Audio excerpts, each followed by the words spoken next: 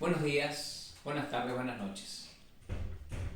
Bien, vamos a desarrollar en este conjunto de módulos los conceptos más importantes contenidos en la guía 14. Esto es aquella que se refiere a los concursos diferenciados. Concursos diferenciados porque en realidad no se asemejan o tienen algo parecido pero no son exactamente iguales que los concursos principales que están regulados en la ley de procesos en la ley concursal 24522 y sus modificatorias, como son el concurso preventivo y la quiebra, sino que abordan algunos aspectos, ya sean tratando la situación por fuera del concurso preventivo, como es el caso del concurso preventivo extrajudicial, o dándole determinadas características al concurso cuando se trata del concurso de agrupamiento, o inclusive vamos a ver que hay algunos concursos que están legislados en normas especiales. Por ejemplo, tenemos la ley de entidades financieras que regula todo lo atinente a la liquidación y disolución, inclusive exclusión de activos y pasivos de los bancos cuando están en determinada situación. También tenemos la ley de los fideicomisos deportivos, que aborda la situación de las entidades deportivas cuando están en cesación de pagos. Y más local, digamos, el Código Procesal Civil, Comercial y Tributario de la provincia de Mendoza, sancionado a partir de la ley 9001, que prevé la situación de concursamiento de las personas humanas que no realizan actividad económica organizada. Bien, comenzamos entonces por el primero de los concursos diferenciados a los que hemos referido, que es el concurso del conjunto económico.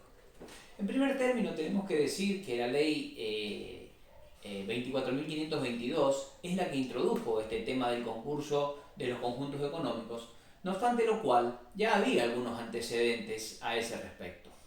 Tenemos que decir, como dijimos recién, entonces que el conjunto económico, también mencionado en nuestra ley como agrupamiento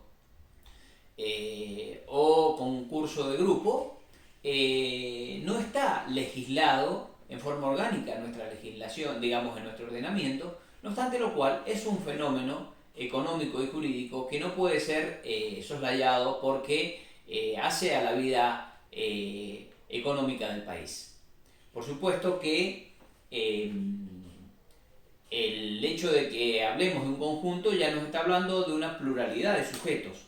Esos sujetos pueden ser personas jurídicas o personas humanas que por alguna razón están reunidos, como dijimos, en este concepto más amplio de grupo o conjunto económico. ¿Cuáles son los elementos que caracterizan al conjunto económico? Bueno, la dependencia jerárquica. Vamos a ver que en este fenómeno aparece una persona o un grupo de personas que son los que tienen la dirección de dos o más empresas. Digamos, la empresa puede llegar a ser una sola, pero tiene distintos formatos según el momento en el cual está la etapa de producción, por ejemplo. Entonces vamos a encontrarnos con que la misma persona o el mismo grupo de personas son los que tienen la dirección general de todas esas subdivisiones de esa empresa, digamos, esas distintos sujetos jurídicos, ya sean sociedades, ya sea a veces empresas unipersonales, pero que están contribuyendo todas al mismo fin y, como les decía, hay una unidad de dirección, una dependencia jerárquica. Y lo que caracteriza principalmente al conjunto económico es que existe un interés suprasocial. O sea, supongamos que nosotros tenemos un conjunto económico conformado por 3 o 4 sociedades anónimas. Bien, si bien cada sociedad anónima tiene en sí mismo un fin, que es un interés, que es el propósito de lucro propio, nos vamos a encontrar que cuando hay un conjunto económico hay un interés suprasocial que a veces puede llegar, en algún caso, a sacrificar el interés propio de alguno de los sujetos. Porque dentro de ese conjunto económico, por ejemplo, tenemos que está cubierta toda la cadena desde la producción hasta la comercialización. Y por allí interese al conjunto económico beneficiar a la parte comercial en detrimento de la parte de industrialización del producto. Entonces, toman la decisión que la parte, la sociedad que tiene a su cargo la industrialización de los productos, haga algún tipo de sacrificio, que después ese sacrificio se traslade, digamos, a la comercialización, para que la parte de comercialización tenga una mayor reditualidad o algo por el estilo. En definitiva, como hemos mencionado, lo que interesa acá es la unidad de dirección y la existencia de un interés suprasocial que lleva a considerar que el conjunto económico es un sujeto, si bien no distinto de los que lo integran, sí es un fenómeno que no puede ser solayado porque aparece este interés suprasocial, como decíamos. ¿Cómo se caracteriza? Y por las relaciones contractuales que hay entre los integrantes del conjunto económico, por la situación de control interna de hecho o de derecho, por ejemplo, porque uno de los sujetos posee acciones suficientes como para formar la voluntad de los otros sujetos, por la existencia de una dirección unipersonal. ¿Y cómo se puede plasmar? Bueno, a través de vínculos contractuales, como dijimos, cuando hay participación o tenencia accionaria de uno de los sujetos respecto de los demás, cuando hay una persona que es la que identifica el grupo, entonces nosotros conocemos el grupo A, el grupo B, el grupo C, y cuando hacemos referencia a ese grupo estamos haciendo referencia a todo el conglomerado de personas jurídicas o inclusive personas humanas que forman parte de ese grupo. Cuando hay control intrasocietario dentro de la misma persona, y dentro de la misma persona hay integrantes de la administración que se repiten en las distintas sociedades, por ejemplo. Ya dijimos que el conjunto económico carece de personalidad, pero importa un supuesto jurídico relevante. Para que proceda el concurso del conjunto económico, vamos a ver que la ley, prevé una serie de cuestiones.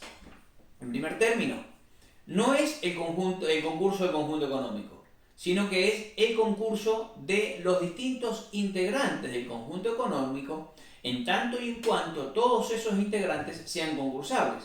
Si, por ejemplo, dentro del conjunto económico tenemos una entidad financiera o una empresa de seguros, esos sujetos, como no son concursables, no van a formar parte del conjunto económico concursable. Entonces, primera condición, todos los sujetos deben ser concursables. Segunda condición, para que haya un conjunto económico, tiene que haber una suerte de permanencia, digamos, en el tiempo y exteriorización. Digamos, no constituyen, por ejemplo, las UT, conjunto económico. ¿Por qué? Porque son uniones transitorias de empresas. Hoy uniones transitorias solamente, las UT. O las ACE tampoco forman parte de este concepto porque también son empresas que se juntan para colaborar en una determinada actividad, pero que después sigue cada uno su rumbo.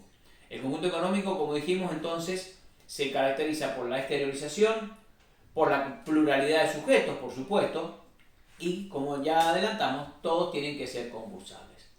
¿Qué prevé la ley al respecto? ¿Cómo trata la ley concursal esta cuestión del conjunto económico? Está contenida en los artículos 65 a 67 y nos da una serie de notas distintivas de los concursos típicos, como ya hemos dicho recién. En primer término, pluralidad de sujetos. En segundo lugar, que la petición del conjunto económico de concurso preventivo debe ser simultánea. O sea, no puede presentarse uno después, uno primero, otro después y uno más tarde. Sino que todos los sujetos tienen que pedir el concurso preventivo al mismo tiempo. ¿Cuál es el juez competente? Y bueno, el juez competente va a ser aquel que, de acuerdo a las normas del artículo 3, tenga competencia respecto del integrante del conjunto económico que tiene los activos más importantes. Por otra parte, la cesación de pagos, y esto sí es una nota distintiva respecto de los concursos típicos. La cesación de pagos no se requiere en todos y cada uno de los integrantes del conjunto económico, sino solamente que la cesación de pagos exista en uno o algunos, pero que esa cesación de pagos sea comunicable al resto de los integrantes del conjunto económico. Por ejemplo, porque haya garantías recíprocas, porque haya relaciones de control que lleven a que el endeudamiento de uno de los sujetos, la cesación de pago de uno de los sujetos afecte de modo directa al resto de los integrantes del conjunto económico o a alguno de los integrantes, pero en ese caso, aunque no afecte a la totalidad, la condición sine qua non para que se presente el conjunto es que se presente la totalidad del conjunto, y eso debe ser demostrado en la primera presentación efectuada. Ahora bien, una vez que se efectúa la presentación ante el juez competente respecto de aquel sujeto que tiene los activos más importantes, como así también donde se haya acreditado que hay cesación de pagos en uno o alguno de los integrantes del conjunto que sea comunicable al resto del conjunto, no es que se vaya a abrir un solo proceso concursal, sino que se abre un concurso por cada uno de los sujetos que integran el conjunto económico.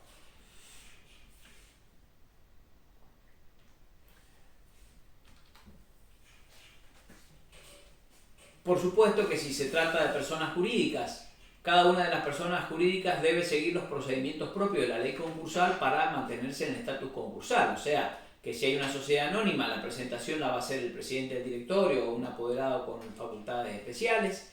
Debe ser previamente dispuesta por el directorio y finalmente ratificada por la asamblea de socios. Asimismo, si uno de los sujetos integrantes del conjunto desiste del proceso concursal, vamos a volver a los concursos individuales y aquellos que no estaban en cesación de pagos quedarán sobreseídos. ¿Por qué? Porque la condición es que sea el concurso de la totalidad de los integrantes del conjunto económico. En cuanto al trámite concursal, vamos a decir que hay una unidad de sindicatura. Por supuesto que la unidad de sindicatura no significa que tengamos que designar un solo síndico. El juez puede de inicio designar una sindicatura plural, integrada por síndicos A o por síndicos B, pero van a ser designados desde un solo momento, desde el primer momento, y van a intervenir en todos los concursos de los integrantes del conjunto económico. Por eso el periodo informativo respecto de lo que hace al reconocimiento de los créditos, digamos, todo el proceso de verificación es individual. Cada uno de los acreedores tiene que pedir verificación en cada uno de los concursos.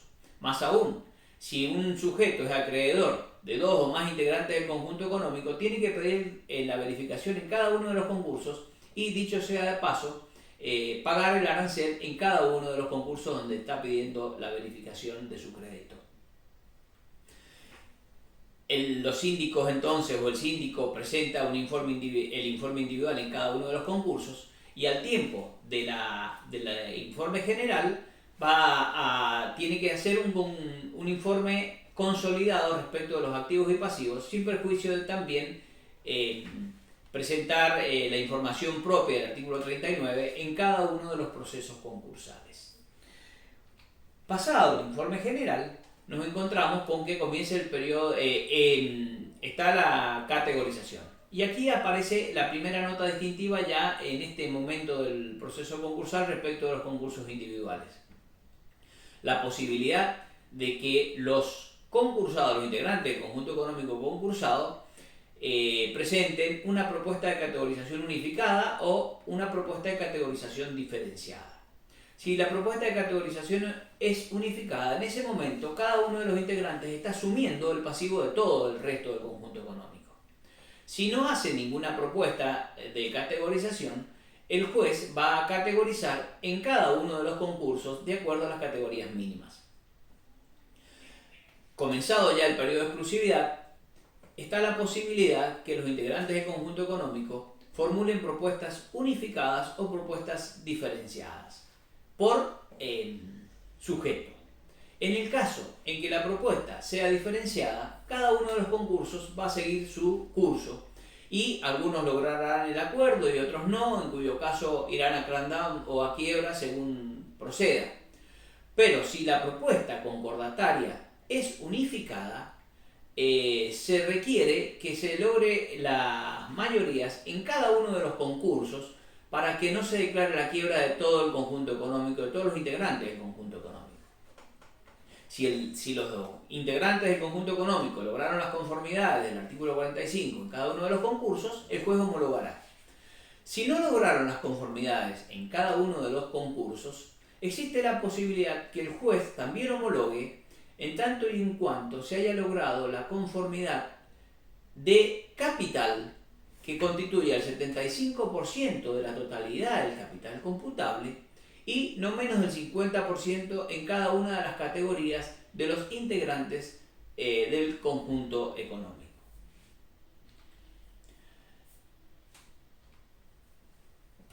En ese caso, si obtienen esas mayorías especiales, el juez va a homologar el acuerdo. Acá vemos que se deja de lado la mayoría de personas y se prioriza solamente la mayoría del capital. Una vez homologado el acuerdo, rige la novación y a su vez, si después el concurso, el acuerdo homologado no puede ser cumplido por alguno de los integrantes del conjunto, se va a declarar la quiebra no solo de ese sujeto que no cumplió, sino de la totalidad del conjunto económico. Más aún, para poder emerger del estado de fallido, a través de la vía del advenimiento, tienen que obtener la unanimidad de todos los acreedores de cada uno de los sujetos concursados oportunamente. Desde luego que si dentro del conjunto económico hay algún sujeto susceptible del crackdown, ese sujeto va a ser incursionado, incluido en ese proceso especial del artículo 48. El artículo 68 se sitúa en otro escenario, que es el concurso del garante.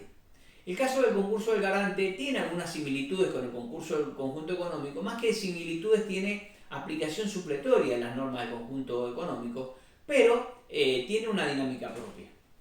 En primer término, no hay relaciones de control entre uno y otro sujeto, sino que al haberse presentado en concurso preventivo un sujeto determinado, aquel que es fiador, liso, llano y principal pagador, codeudor, avalista o de algún modo se ve alcanzado por las obligaciones de un sujeto concursado, tiene la posibilidad de presentar su concurso preventivo dentro de los 30 días de la última publicación de dictos del concurso principal.